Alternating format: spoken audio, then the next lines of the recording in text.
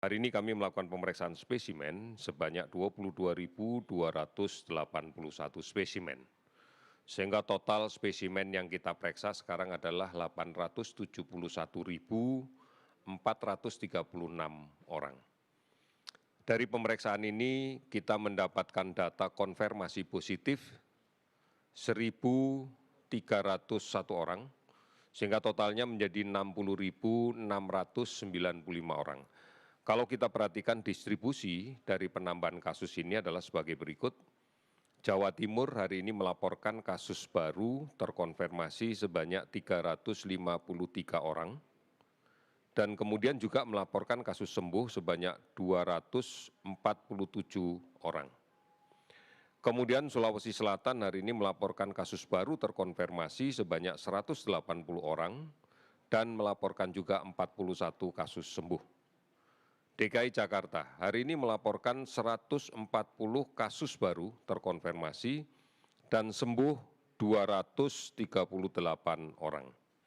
Jawa Tengah melaporkan 134 kasus baru dan 50 sembuh. Kalimantan Selatan melaporkan 110 kasus baru dan 28 sembuh. Kalau kita perhatikan dari 34 provinsi ini ada 16 provinsi yang hari ini melaporkan penambahan kasusnya di bawah 10.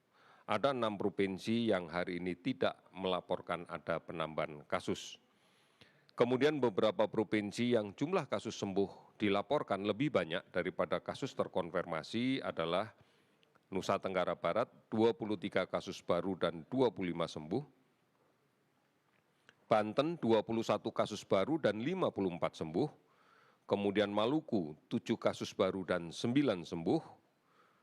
Riau, 4 kasus baru dan 12 sembuh.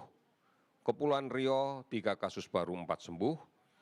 Kemudian Kalimantan Barat, tidak ada kasus baru, 6 sembuh.